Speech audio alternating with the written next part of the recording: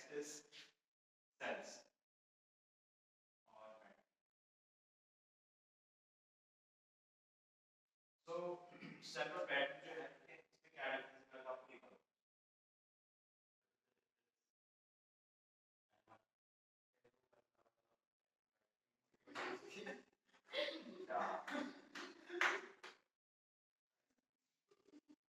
कौन कैसा पता है प्रोटीन से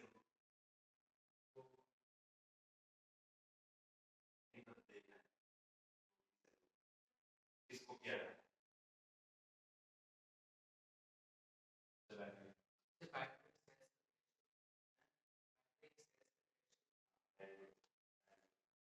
तो बैक सेकंड पॉइंट है बोला था इन्होंने तो पहला पॉइंट वो बोला दूसरा पॉइंट ये बोलने वाला था तो पहले मैंने बोल दिया हाँ उससे पहले ही सैल्यूट मारते हैं तो battery is a combination of cells ठीक है तो पहले हम सेल्स के बारे में पढ़ेंगे इनका बिहेवियर है ना सेल को इस तरीके से रिप्रेजेंट करते हैं और बैटरी को हम इस तरीके से represent करते हैं।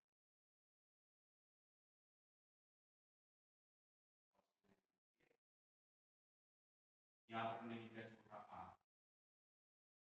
इसको बोलते हैं internal string internal strings battery में भी होती है सेल में भी होती है यहाँ पर जो ई लिखा हुआ है इसका मतलब है electromotive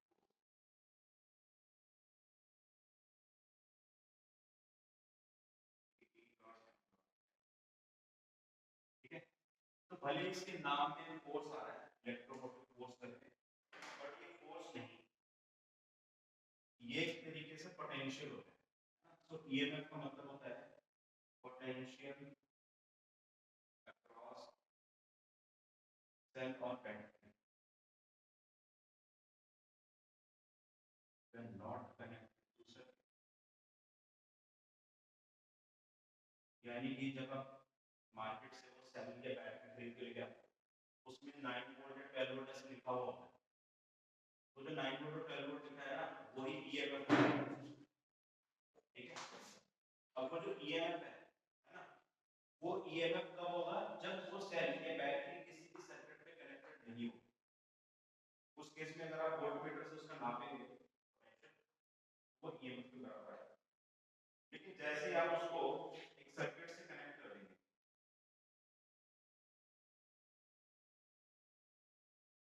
EMF internal resistance load resistance ठीक है तो जब आप इसको सेल को किसी भी सर्किट में कनेक्ट कर देंगे सर्किट में कनेक्ट करने वाला किसी रेजिस्टेंस पे आपने लगा दिया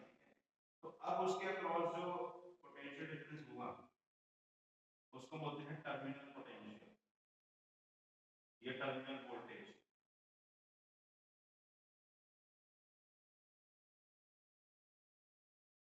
ये VT से रिप्रेजेंट करते हैं तो अगर ये बैटरी सर्किट को करंट दे रही है तो इसको हम बोलते हैं डिस्चार्जिंग ऑफ बैटरी यानी कि बैटरी जब सर्किट करंट दे उस केस में ये टर्मिनल पोटेंशियल है वो ईएमएफ से थोड़ा कम हो जाता है कितना कम हो जाएगा EMF minus I into R where I is current in the branch of the battery यानी कि बैटरी जिस ब्रांच में कनेक्टेड है उस ब्रांच का current current in a branch in which battery is connected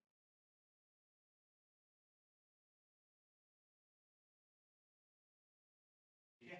तो उसको हम टर्मिनल वोल्टेज बोलते हैं this is discharging of battery इसके बाद सेकंड केस है चार्जिंग ऑफ बैटरी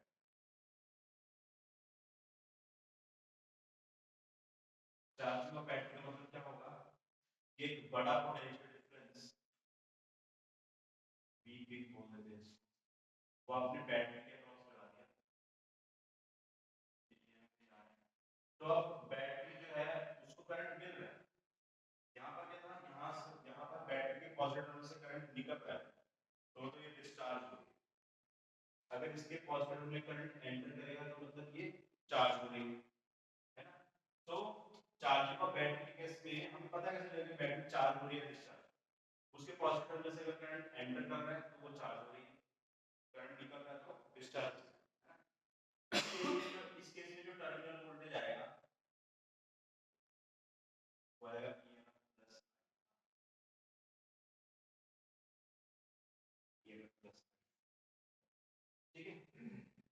इसको आप नोट डाउन करिए, this is the behaviour of battery.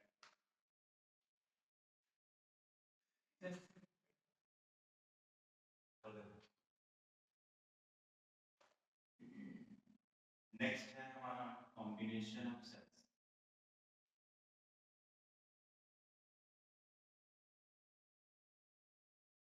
Combination cells हमारे पास चार टाइप के कॉम्बिनेशन है। फर्स्ट कॉम्बिनेशन है सीरीज कॉम्बिनेशन।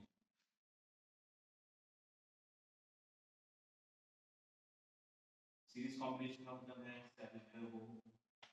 सीरीज कॉम्बिनेशन में कुछ इस तरीके से लगे होंगे, and this is load resistance. Load resistance का मतलब यही है कि हमारा जैसे एसी हो गया, पंखा, लाइट हो गया, तो दीज आर लोड रेजिस्टेंसेस, और ये E1 E2 E3 E4 internal resistance R। आप किसी चीज का मुझे पूछा नहीं कि इंटरनल रेजिस्टेंस होता क्या है, मतलब जो वायर जिस वायर से हमने कनेक्ट किया उसकी रेजिस्टेंस ना,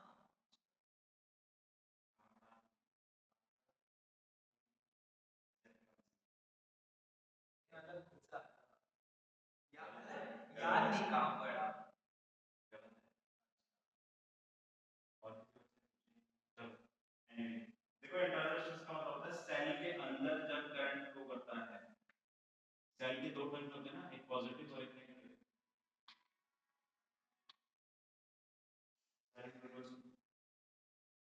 जब करंट इसके अंदर फ्लो करेगा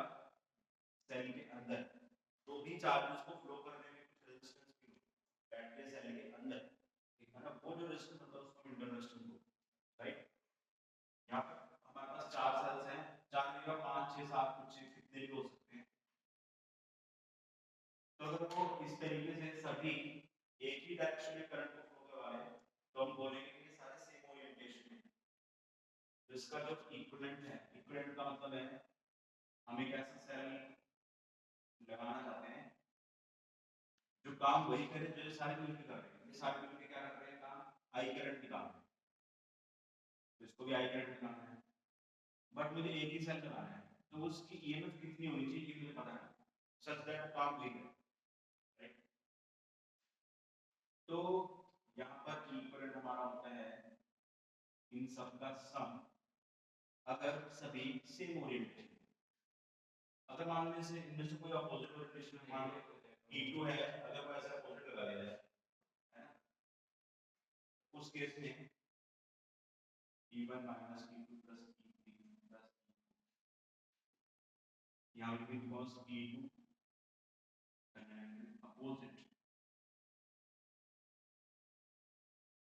है, यानी कि ऐसे,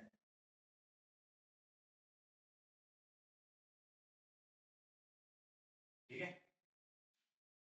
जो भी अपोजिट में होगा उसका माइनस है, बाकी सबका पॉजिटिव रहेगा। E2 ऑपोजिट मतलब बाइट जो सेल है वो उल्टा हो जाएगा ना, बट फिर नेगेटिव और नेगेटिव कनेक्ट हो जाते हैं। सेल एक सेल का नेगेटिव सेल के साथ कनेक्ट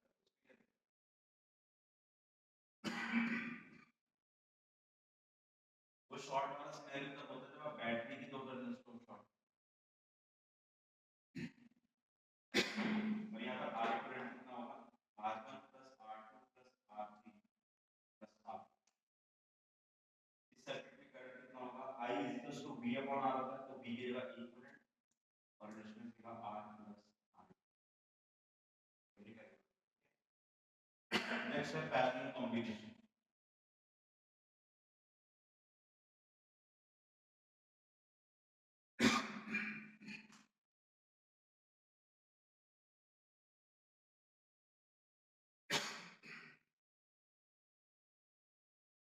इसको देखिए, पैरेलल कॉम्बिनेशन में आपने सभी सेल सेम लगा,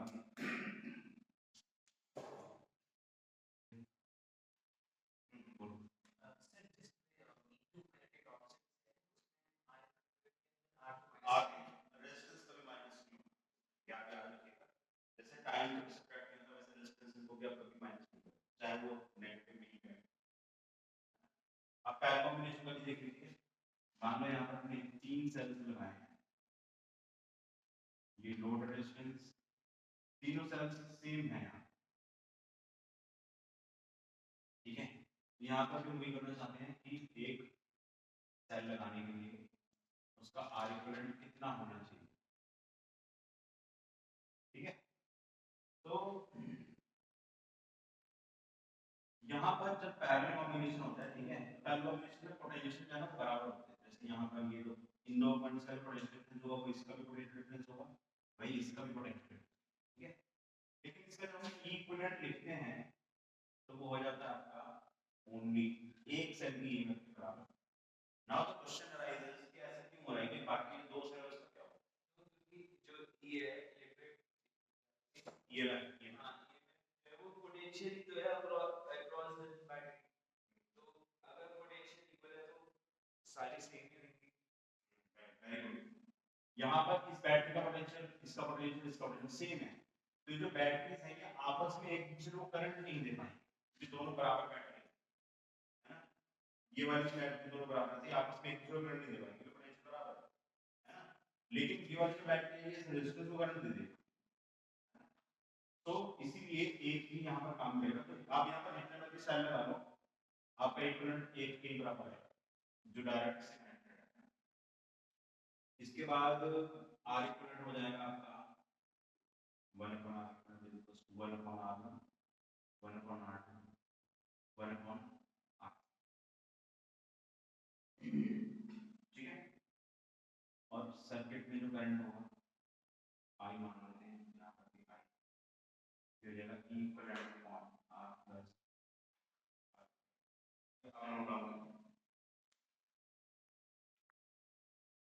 आगे बढ़ते हैं। नेक्स्ट इज लैडर सर्किट और मतलब लैडर कॉम्बिनेशन।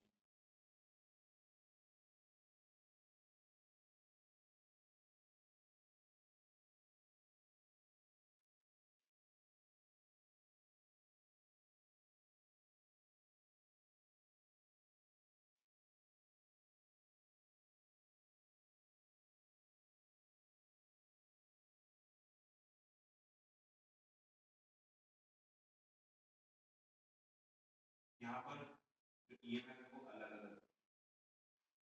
अभी हमने इससे पहले जो पैरेलल वाला किया था उसमें सब ईएमएफ सेम, यहाँ पर सब ईएमएफ अलग है। इस केस में क्या होगा,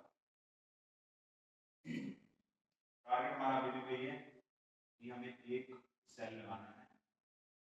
तो उसकी जो इक्विवेलेंट है ईएमएफ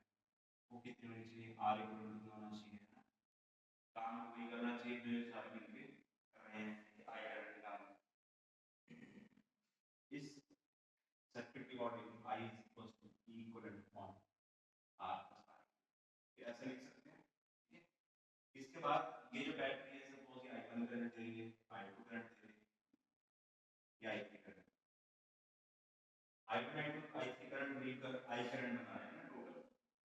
ठीक है, right, I is equal to I1 plus I, तो यहाँ पर हम इक्विवेलेंट निकालने के लिए किरचॉफ लॉ जो है उसकी हेल्प लेंगे। तो किरचॉफ लॉ जो है हम कैसे लगाएंगे, पहले ये वाला रूल लेंगे दिस वन, उसके बाद सेकंड ये वाला रूल और उसका थर्ड, ठीक है। यहाँ से लिखना शुरू करते हैं, जैसे यहाँ से लिखना शुरू किया, सबसे पहले आया हमारे पास ये वाला रेजिस्टेंस और हम करंट की डायरेक्शन डालें हो जाएगा I into R, ये सबको याद है रूल्स, रेजिस्टेंस से कैसे हम करंट की डायरेक्शन डालें, पॉजिटिव लिखना है, पोटेंशियल ड्रॉप, इसके बाद करंट की डायरेक्शन जाने R1 के लिए लिखेंगे प्लस I1 R2, बैटरी का नेगेटिव टर्मिनल आ गया, यानी किरचॉफ लूप रूल लिख दिया, फर्स्ट वाला जो ईएमएफ है उसका और लोड रेजिस्टेंस, ठीक है। अच्छा एक चीज और है, यहाँ पर स्टूडेंट्स को कई बार ऐसा लगता है कि सर ये जो लूप हमने पढ़ा हुआ है बट इसके अंदर और भी लूप्स आ रहे हैं,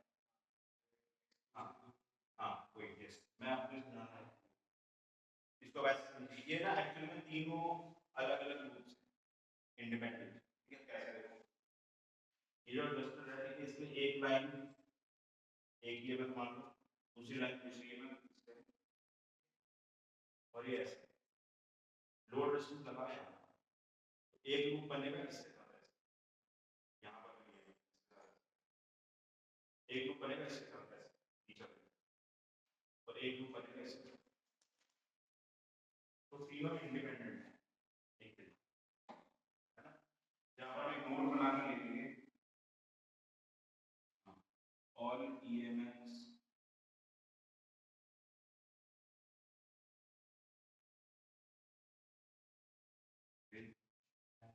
are making independent exclusive rules, independent exclusive rules, ठीक है। तो एक्सक्लूसिव है, तो अब देखो हमने फर्स्ट वाले इवेंट के लिए लिख दिया, दूसरे से किया, तो बाकी सबके साथ में लिखने के लिए कुछ अलग से करने की नहीं है, इसमें बस वैल्यूज इधर I को R कर दो, इधर I थर्ड के लिए हो जाएगा IR plus I3 R3 minus, है ना। तो ये जो पांच इक्वेशंस हैं हमारे पास 1 2 3 4 5, इन पांच इक्वेशंस को सॉल्व करके हमें E इक्विवेलेंट निकालना है, R इक्विवेलेंट निकालना है, ठीक है। तो आप इन पांच इक्वेशंस को सॉल्व करने की बजाय, ठीक है, इसका रिजल्ट याद रख सकते हैं डायरेक्ट, आपका मन करेगा तो फिर ट्राई कर सकते हैं इक्वेशंस को सॉल्व करके, ठीक है। तो हमारा आंसर आएगा equivalent y1 E1 by R1 E2 by R2 E3 by R3 1 upon R1 1 upon R2। Sir वो मतलब क्या किया है, डिवाइड किया है सर। अरे सॉल्व करके आपको इक्विवेलेंट निकालना होता है, हमारा डाटा लिखा हुआ है पांच इक्वेशंस को सॉल्व करके, ठीक है। R इक्विवेलेंट कितना आएगा हमारा 1 upon R1 1 upon R2, current तो लिख दिया। नेक्स्ट एक और कॉम्बिनेशन है, दैट इज मिक्स्ड कॉम्बिनेशन, वो भी समझ लीजिए, फिर एक साथ लिखेंगे आप सब इसको। मिक्स्ड कॉम्बिनेशन,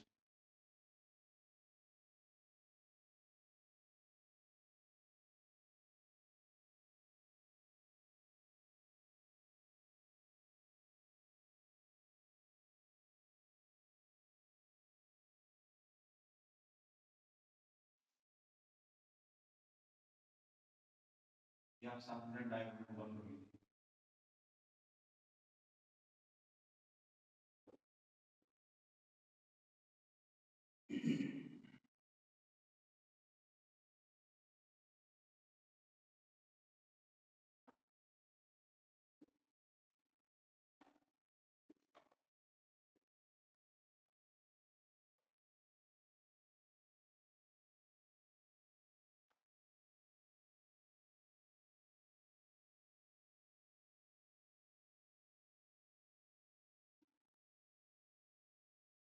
सभी सेल्स सेम है,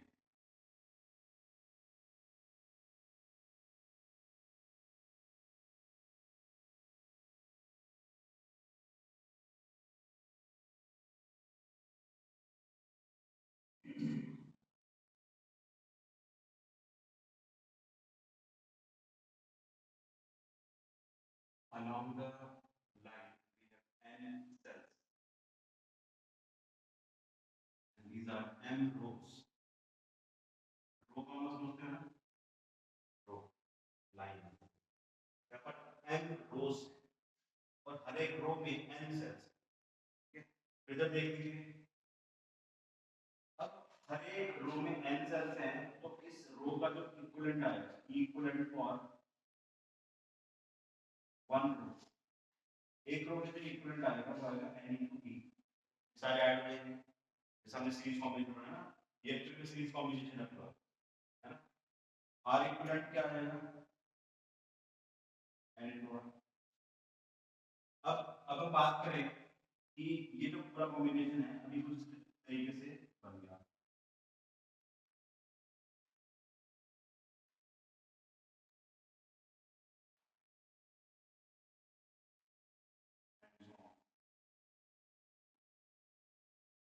n रोज हैं,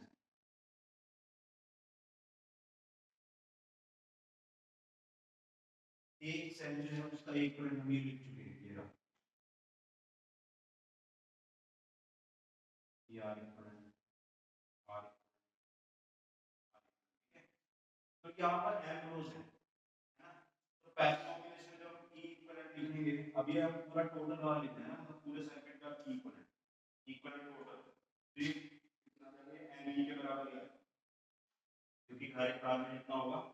एक ब्रांच ले जाएगा, क्योंकि पैरेलल कॉम्बिनेशन भी होती है, ठीक है। अच्छा, R इक्विवेलेंट कितना है, NR कौन है, NR जो है वो एक R इक्विवेलेंट है ना, एक R इक्विवेलेंट NR है, और यहाँ पर M रोज है, तो जब एक ही रेजिस्टेंस पैरेलल कॉम्बिनेशन में हो उसमें M रोज है, तो उसका जो इक्विवेलेंट है वो divide by M, NR by M, ये आपका R इक्विवेलेंट है। करंट इन द बैटरी, मतलब करंट इन द सर्किट, यहाँ पर लोड रेजिस्टेंस नहीं लगाया, क्योंकि लगा देना है,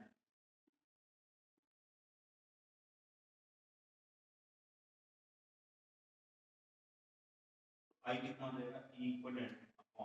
equivalent total upon R plus R equivalent total, या इक्विवेलेंट टोटल, फिर जाएगा NR, sorry NE divide by R plus NR by M, this is the answer, note down please।